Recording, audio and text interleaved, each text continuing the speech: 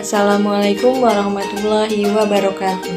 Halo teman-teman, kami mahasiswa dari STIE Taman Siswa Banjarnegara ingin mempresentasikan sebuah materi mengenai teori penawaran. Video ini dibuat guna memenuhi tugas kelompok mata kuliah Teori Ekonomi Mikro dengan dosen pengampu Ibu Ghanimah Zumroatun Ainiyah, SEM SIMM. Sebelum presentasi dimulai, izinkan kami untuk memperkenalkan diri. Yang pertama, Aditya Dwi Cahyadi dengan NIM 2202060. Yang kedua, Anggita Amalia Putri dengan NIM 2202012.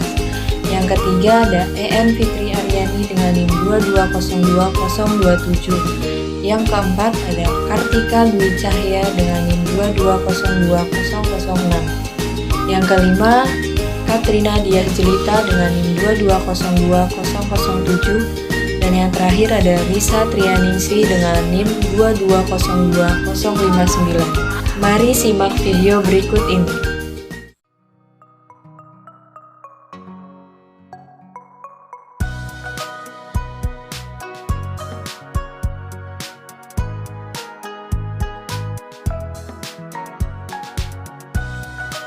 Assalamualaikum warahmatullahi wabarakatuh. Saya Aditya Dwi Cahyadi. Di sini saya sebagai moderator yang akan memandu jalannya presentasi kelompok kami yang bertema teori penawaran. Langsung saja masuk ke materi yang pertama yang akan disampaikan oleh rekan kita, Katrina Diah Jelita. Waktu dan tempat kami persilahkan.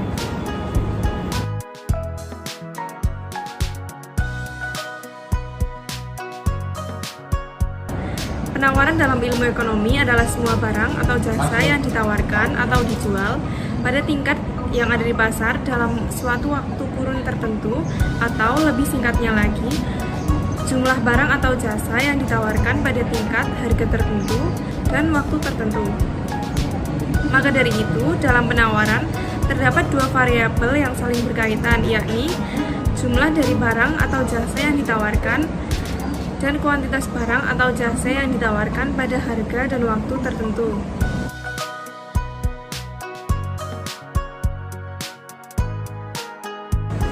Hukum penawaran adalah suatu pernyataan yang menjelaskan mengenai sifat antara harga dan jumlah barang yang akan ditawarkan oleh para penjual untuk menawarkan barangnya apabila harga naik, dan begitu sebaliknya. Maka dari itu, hukum penawaran berbunyi, semakin tinggi harga suatu barang, semakin banyak barang tersebut yang akan ditawarkan oleh penjual. Sebaliknya, semakin rendah suatu barang, semakin rendah harga suatu barang, semakin sedikit jumlah barang tersebut yang ditawarkan.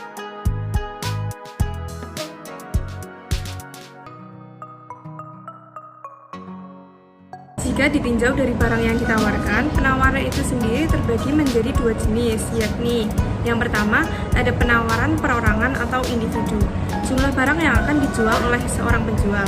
Contoh penawaran individu yakni pedagang di pasar menawarkan daging ayam kepada seorang pembeli.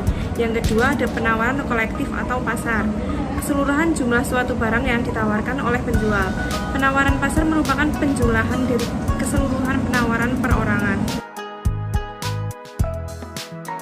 Faktor-faktor yang mempengaruhi penawaran yang pertama, harga barang itu sendiri dan barang terkait.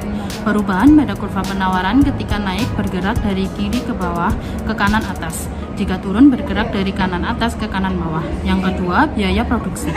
Jika biaya produksi pada kurva penawaran ketika naik bergeser ke kiri dan jika turun bergeser ke kanan. Yang ketiga, teknologi. Perubahan pada kurva penawaran ketika naik bergeser ke kanan dan ketika turun bergeser ke kiri. Jumlah produsen.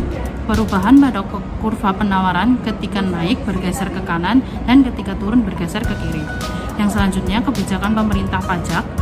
Perubahan pada kurva penawaran ketika naik bergeser ke kiri dan ketika turun bergeser ke kanan. Kebijakan pemerintah subsidi. Perubahan pada kurva penawaran ketika naik bergeser ke kanan dan ketika turun bergeser ke kiri. Yang terakhir, prediksi atau ekspektasi produsen atas harga barang itu sendiri.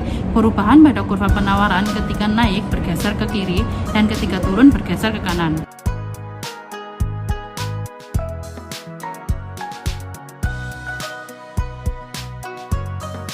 Kurva penawaran adalah kebalikan dari kurva permintaan di mana kurva permintaan memiliki gradien kemiringan atau slope positif yang berarti slope pada kurva permintaan berjalan naik dari pojok kiri bawah ke pojok kanan atas. Contohnya, harga barang yang pertama $0, kuantitasnya 0, harga barang yang kedua $1, kuantitas barang yang ditawarkan 1, yang ketiga harga barang $2 dengan kuantitas 2, yang terakhir harga barang $3 dengan kuantitas 3. Maka kurvanya dapat dilihat bahwa yang dimulai dari kiri bawah ke kanan atas.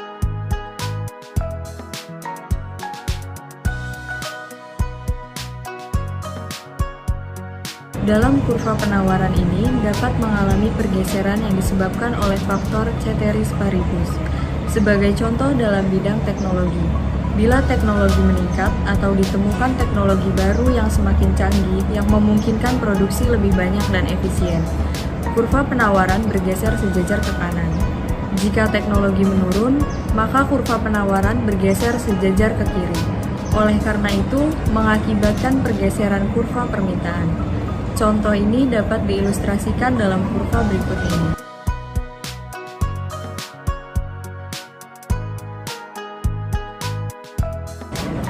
Selanjutnya ada fungsi penawaran.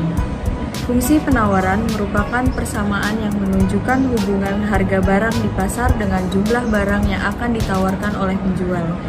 Fungsi penawaran ini digunakan untuk menganalisa kemungkinan banyaknya barang yang akan diproduksi. Bentuk umum dari fungsi penawaran linier yakni Q sama dengan A plus BP. Keterangannya adalah Q sebagai jumlah barang yang ditawarkan, P sebagai harga barang per unit, A sebagai konstanta atau berupa angka, B sebagai slope atau angka atau nilai yang selalu bersama dengan variabel P. Untuk menentukan fungsi permintaan dapat dirumuskan sebagai Q min Q1 per Q2 min Q1 sama dengan P min P1 per P2 min P1. Dengan keterangan Q sebagai kuantitas atau jumlah barang yang diminta, P sebagai harga per unit barang, P1 sebagai harga barang awal atau harga sebelumnya, P2 sama dengan harga barang setelah mengalami perubahan atau kenaikan atau penurunan. Q1 sebagai jumlah barang yang diminta sebelum mengalami perubahan atau permintaan awal. Q2 sebagai jumlah barang yang diminta setelah mengalami perubahan. Ya, terima kasih kepada pemateri yang telah menyampaikan materinya dengan baik. Selanjutnya kita masuk ke sesi tanya jawab. Untuk teman-teman yang ingin bertanya, saya persilahkan. Saya izin bertanya, sebelumnya perkenalkan nama saya Anggita Amelia Putri dengan NIM 2202012. Yang ingin saya tanyakan, dalam dunia ekonomi itu kan ada penawaran dan permintaan. Apakah keduanya saling berhubungan? Mungkin itu saja pertanyaan dari saya. Terima kasih.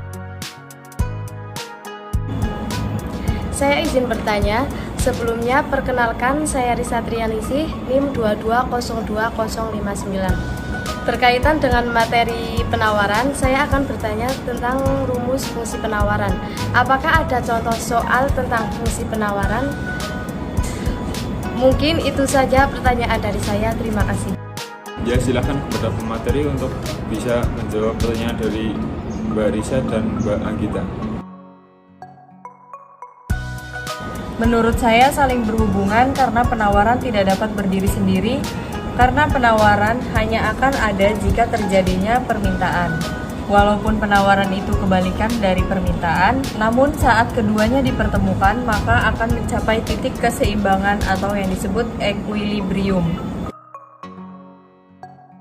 Baik, terima kasih atas pertanyaannya. Izinkan saya menjawab dengan sebuah contoh soal dan penyelesaiannya. Yasmin adalah seorang anak SMA. Dia mulai merintis usaha online shop di bidang fashion. Saat sedang ramai, dia menjual kemeja dengan harga Rp140.000 untuk 20 buah.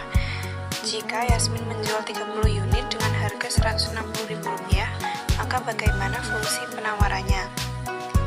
Diketahui Q1 sama dengan 20, P1 sama dengan Rp60.000, Q2 sama dengan 30, dan P2 sama dengan Rp80.000. Gunakan rumus persamaan garis lurus. Q1 per dalam kurung Q2 min Q1 sama dengan dalam kurung P min P1 per dalam kurung P2 min P1 dalam kurung Q min 20 per 30 min 20 sama dengan dalam kurung P min 60.000 per dalam kurung 80.000 min 60.000 dalam kurung Q min 20 per 10 sama dengan dalam kurung P min 60.000 per 20.000 20.000 Q min 400.000 sama dengan 10 P min 600.000 20.000 Q sama dengan 10 P min 200.000 Q sama dengan 0,0005 P min 10. Jadi fungsi penawaran tersebut adalah Q 0,0005 P min 10. Terima kasih atas pertanyaan dan jawaban yang telah disampaikan. Dari presentasi kelompok kami, dapat saya simpulkan bahwa teori penawaran adalah sebuah barang yang ditawarkan produsen ke konsumen pada harga tertentu dan waktu tertentu. Teori penawaran ini memiliki dua jenis jika dilihat berdasarkan dari barang yang ditawarkan, yakni penawaran perorangan dan penawaran kolektif.